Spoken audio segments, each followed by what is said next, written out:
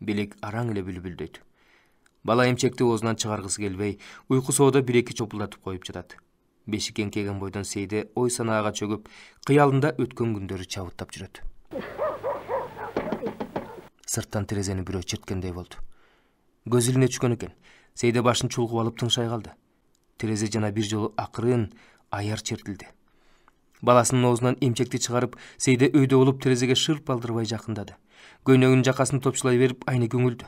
Жапыс терезенин сырт жагы капкараңгы, эчтеке көрүнбөйт. Сейде ичиркене бир силкинип алды эле, чачпагы шылдыр этип, желбегей жамган чапаны жерге шыпырылып түштү. «Ким бу?» деди Сейде көңүлү тынчыбай. «Менмин. Эшикти ач, Сейде!» деп үнүн бас чыгарып чыдамсыздана айтты эшиктеги киши. «Мен деген ким?» деди Сейде ого бетер кооптонуп, терезеден четке жылып, дал болуп туруп калды. «Ой, бул менмин, Сейде, ач эшикти!» Сейде терезеге дагы кадала калды да, бир убакта башын мыкчып эшикти көздөй атырылып жүгүрдү. Оозгу караңгы тамда шашкалактап, илгичти таба албай сыйпалап, анан эшикти шарт ачып жиберип, астында турган немени үн катпай, мойнунан асыла кучактады. «Энемдин баласы, энемдин баласы!» деди ал кысталып шыбыраган үн менен. Анан чыдай албай кетип, «Ысмайыл!» деп өз атынан айтып, кубанганынан балактап ыйлап жиберди. «Кудай мындай бербеспи? Кудай берет деген ушу. Аскерге кеткен күйөөсү аман эсен кирип келбедиби? Мына оозунан махурка жыттанып турбайбы? Боссун элинин жакасы өгөөдөй катуу экен». Бир нерседен корккондой Ысмайылдын денеси калчылдап, калтыраган колдору менен туш келди сылагылады. «Тигиндей, ичкери кирип туралы!» деди ал шыбырап. Сейдени босогодон ары тамдын ичине белинен кармап көтөрүп кирди. «Я!» Сейде эмесине келгенсиди. «Эй, мен куруйун, энеме сүйүнчү, чш!» Ысмайыл аны колунан кармай калды. «Шашпа. Үйдө ким бар?» «Өзүбүз эле. Уулуң бешикте». «Кое тур. Жүрөгүңдү басып алайын, кое тур. Кой, энем таарынат, кое тур, Сейде!» Дагы эле көргөн көзүнө ишенбегендей, Сейде Ысмайылга артылып, мойнунан бекем кучактады. Караңгыда алар биринин жүзүн бири көргөн жок, бирок көрбөгөндөм эмне? Кийиздей калың шинелдин астынан Ысмайылдын жүрөгү иштеги баладай туйлап лакылдата урганын Сейде ансыз да сезип турду. Күйөөсүнүн ысык суукка туурулган бериштей катуу ээриндерин түшүндө эмес, өңүндө өпкүлөп жатты. «Качан келдиң? Такыр бошондуңбу?» деди эсин жыйган Сейде. Өзүнчө эле боюн токтото албай энтигип турган Ысмайылдын иреңи түнөрө түшүп, шашып айтты. «Жана, станциядан түштүм. Тура тур. Мен азыр». Ал эшикке ашыгып чыгып кетти да сарайга уурданып кирип, дароо эле кайра тартты. Колуна кармай келаткан мылтыгын сырткы үйдөгү куурайдын астына сундуруп жиберди. «Ал эмне?» деди Сейде. «Үйгө алып кирбейсиңби?» «Акырын, унчукпа». «А эмнеге?» деди Сейде капыстан таң калып. Ысмайыл жооп берген жок. Сейдени колунан тартып, «Жүр, баламды көрсөт» деди. Күнүгө тээ ээн жаткан жылгын аралаш чийлүү коктулар тараптан иңирченде Сейде отун көтөрүп келет. Сайдан сайга, өрдөн өргө, бир өйдө бир төмөн жүрүп отуруп, айылдын үстүндөгү кашатка жеткенде шашпай дем алат. Көкүрөктү кысып, этке өтүп келаткан колтурмачты бошотуп, терин шыпырып, денесин жая таңгакка чалкалап, бир топко козголбойт. Төмөн көчөдө арабалар калдырап, ары бери бастырган кишилердин үндөрү угулат. Кээде жел менен кошо түтүн аралаш өткөрө куурулган жүгөрүнүн жыты келет. Бул жолу Сейде жарыгыдай дем алганда жок. Тыйылдыйдан паровоздун кыйкырыгы жаңырып, капчыгайды көздөй күчүркөнө өрмөлөп жүрүп бара жаткан поезддин чубалган карааны бир азга көрүнө калды.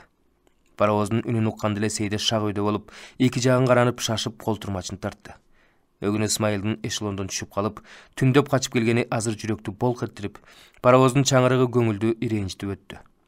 Көчөгө жакындай берерде Сейде эч ким жолукпаса экен деп тиледи. Айлуу түндөр эртерээк эле өтүп кетсечи, деп жатты ал ичинен. Анда ал шек алдырбас эле. Ысмайылга тамак аш жеткирүү үчүн күнүгө отунга бара бербес эле. Катындар отундуу жерге бизди да ээрчитип барсаң дегенде Сейде унчукпайт. Ээрчитип барчу жерби? Кудай сактай көр, кокус бир нерсенин четин билип калып, кадик санап калышпаса экен. Ысмайылдын бекинген жери ошол жакта. Күндүздөрү үңкүрдө жатып, айсыз караңгы түндөрдө уурданып үйгө келет. Ал үйгө келгенде терезелерди туюктап, эшикти илип коюп отурушат. Каргаша кайдан дээүүгө болобу? Сейде коңулдун астынан атайын ороо казып, анын үстүн билгизбей чий, кийиз менен жаап даярдап койгон. Алар мына ушинтип күн көрүүдө. Кемпирдин кулагы катуу, сырттан болор болбос үндү каңырыш угуп, өзүнчө чочулай берет. Кызыл жээк нур өчкөн көздөрү менен уулун аягансып кейиштүү карап, «Ай балам, байкуш балам» дегендей уурдана үшкүрүп ыйламсырайт. Ысмайыл кейде гана айылда эмне кеп бар деп сурап койгону болбосо, көбүнчө унчукпай, ындын өчкөн кишидей үңкүйүп, 3 айлык эчтекени түшүнө элек баласын алдын алып, казандык качан кайнаар экен дегендей кыжырлануу менен тиктеп коюп отурат. Тамагын эртерээк берип, аны кайра жөнөтүш керек. Жерге жарык киргенче ордуна жеткендей болсун. Очоктун башында күйпөлөңдөп, күйөөсүн алдыртан жал-жал карап, Сейде өзүнчө ар кайсын ойлойт. Ал Ысмайылдай айт. Андан айрылып, жетим жесир болуп калабызбы деп коркот. Жарык көрбөй үңкүрдө жата бергендиктен Ысмайылдын иреңи шишинке, жаактарында сакалы тикенектей дүрдүйүп өскөн. Көзү бирде кылмыштуудай жалтаңдап, бирде жангештилик менен эки жакты окурая чалып, заардуу тиктейт. Карап отуруп кишинин эси чыгат. Баягыда өткөн жылкы жайда Ысмайыл ушундай беле. Күнгө күйгөн турнадай тарамыштуу денесин тер басып, жылтылдап жылаңаштанып алып, кечке жанын таштап иштеп, качан болсо жайдары жүрчү эмес беле. Анда Сейде экөө ойноп күлүп там салып жатышпадыбы? Ошондо эртең турмуш кандай болот деген кимдин оюнда бар эле. Бардыгы өз орду менен келаткандай болду эле. Эл сыяктуу эле колхозго эмгектенип иштеш керек, ынтымактуу болуш керек, балалуу чакалуу болуп, аларды чоңойтуп өстүрүү керек деп тилек кылышчу. Тамды бүтүп алсак, чарбакты тегерете дубал уруп койсом болду да. Тиричилигибизди беймарал жасай беребиз, эч кимге кор болбойбуз, дей турган Ысмайыл. Эми ал качкын. Эми ал өз үйүнө ачык келе албайт. Түн жамынып, уурданып келет. Келгенде да өз үй өлөң төшөк эмес, башка бир чоочун жерде отургансып, батпай, катуу сүйлөшкөндөн коркуп, шыбырап сүйлөшөт. Сейде ушуларды көрүп, билип отурса да, көңүлгө алгысы келбейт. Күйөөсү түн ичинде келип, маңдайында баласын алып отурганда, ал бардыгын унуткарып, аз да болсо чындап бактылуу болгусу келет. Мейли, качкын болсо качкындыр, алтын баш аман болсо болду, деп камыр жууруп жатып өзүн өзү жооткотот. Эркек деген кандай кылса өзү билет. Ар кимге өз жаны кымбат. Бул кыргында башын калкалаган эле тирүү калат деп өз айтып отурбайбы? Анан мен ага эмне демегилем? Жүрөк этим менен тең болуп калган адамды жамандыкка кантип кыям? Түшүмө кирбеген, ата-бабам көрбөгөн кайдагы жердин түбүндөгү фронтко барып, жалгыз мен жоо чаап берет белем. Атасын көрү. Бир күндүк өмүрүм болсо да ушул жерде жүрүп өтөм. Өз башымды өзүм окко тосоор алым жок дейт. Айткандай эле жалгыз Ысмайыл менен иш бүтөбү? Эч кимге кылдай зыяны жок. Качса өз башын сактап качып жүрөр. Андан өкмөттүн казнасы кемип кетпес. Кудай колдосо эптеп кыштан чыксак, жай алды менен ашуу ачылганда чаткалга кетебиз дейт. Анда Ысмайылдын чоң жылаанда ооп кеткен тайекелери бар. Ал жерде сен кайдан келдиң? Эмне болгон эмесиң? Аны менен эч кимдин иши жок дейт. Чаткалга эмес, андан ары болсо да мейли. Ысмайыл жанында турганда баарына макулмун. Андан көрө аман эсен кыштан чыксак экен. Үйдө жүгөрү аз, кыш ортосуна араң жетет. Элдин турмушу да мурункудай эмес. Баары эле биздей өпчап оокат кылып атат. Баарынын эле жазга жетер жетпес эгиндери турат. Ар күнү таңда жер суунуп бүт аппак бубак басып, суук күндөн күнгө күч алууда. Тоо арасына тумандуу кыш кирип келди. Согуш болсо күчөгөндөн күчөп, жакында басылар түрү жок. Дали аскерге жөнөп жаткан эл.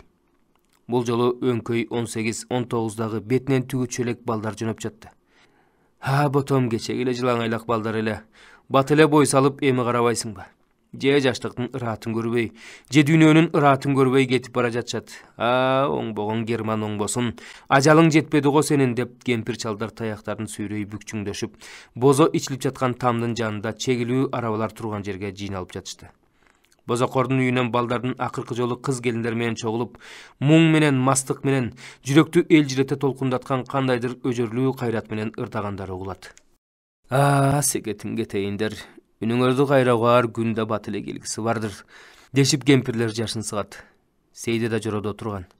Жанараак анын жакын кайнысы Жумабай кызымтал болуп келди. Жүр жеңе, атайын бозо сүздүрүп койдук эле. Ошол жерден коштошуп жөнөмөй болдук, жүр. Сейде Ысмайылга жеткирүү үчүн жаргылчакка талкан тартып отурат эле. Баланын көңүлүн калтыргысы келбей, эмне дээрин билбеди. Мен силерди көчөдөн эле узатайын, айланайын. Менин барганым уят го. Эмнеси уят? Жүр жеңе. Ысмайыл акем үчүн жүр. Ал согуштун кызыл чогунда жүргөндүр. Фронттон жолугуп калсам, жеңем узатты эле деп барайын. Бизди жеңип келсин десең жүр. Өз колуң менен аткас. Мен эмне башкалардан кем бекем? Же Кудай мени жеңеден айтпаптырбы? Анын бул сөзүнөн Сейде апкары үчүп, жооп бере албады. Сейденин кызарып кеткенин Жумабай да байкады. Кандай экенсиң жеңе? Уялдыңбы? Жүр эмесе кеттик. Азырда үйдө карай албай, өзүн ушул элдин астында айыптуу сезгенсип, чоочун немедей жоолугу менен оозун катып, Сейде унчукпай отурду.